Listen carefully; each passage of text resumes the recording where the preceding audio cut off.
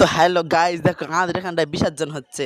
কালী পুজো চলে এসেছে, সেই জন্য এক সপ্তাহ আগে থেকে বিসর্জন দিয়ে দিচ্ছে ঠাকুরটারে। এরা কি বলো দিনই ঠাকুরটা বের করে দিচ্ছে কেরম ঘাটতে। আর দেখো ঠাকুরটা নিয়ে কেরম চর্পি কাকার মতো ঘুরতেছে। আর আমার বলেছে তুই ওই একটা কি মেয়ে ঠাকুরটা নে, বলে আমার মাথার উপর চেপে গেছে, আমি নিয়ে ঘুরতেছি খালি। তো দেখো তোমরা ভিডিওটা কেরম হচ্ছে, বিসর্জনের ভ্রমণ করে ঘুরতেছে কেরম মতো ঠাকুরের মাথা ঘুরে। বলো দিনই, হ্যাঁ কি করতেছে এরা এখানটায়। তো তোমরা দেখতে থাকো ভিডিওটা কেরম হচ্ছে, পরে তোমাদের সঙ্গে আবার ভিডিও শেয়ার করবে না পুজো কেরম হলো।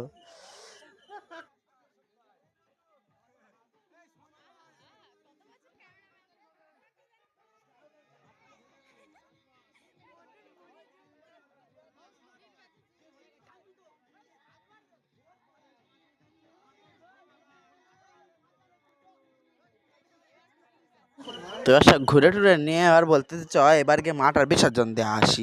বলে দেখো কেরম হনন করে আসার জলের ভিতর লেবে যাচ্ছি।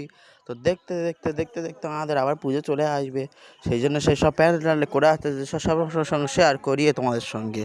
তো দেখতে থাকো মা কেন জলে চলে যাচ্ছে। এরা বলে নিয়ে ফেল দেয়া হয়, আমি কেন রে ওরকম করে বলতে আছে। ওই ওই পিছন পেছনে পেছনে পেছনে আমিও লেবে যাচ্ছি। কেরম লাগবে দেখো ভিডিওটা তোমরা দেখতে থাকো। আমি তাই বলতেছিলাম কেরম করতে চা আমার বলে না দিতে হয়, ফেলে দিই কী করবো। আর মরে নেওয়া দেখো জলে ডুব গেছে ঠাকুরটার ধরে, আর চাপাচাপি করতেছে ঠাকুরটা ধরে, তোমরা দেখো দিনি কে কিরম করতেছে। তারপর আমি গিয়ে মেয়েটা ঠাকুরটা নিয়ে আর ফেলে দিচ্ছি, নিয়ে সে ঠাকুরটা ধরে চাপ গে দিচ্ছে। আমি বলি ওরকম চাপ গে দিস নি, ঠাকুরের লাগবে না।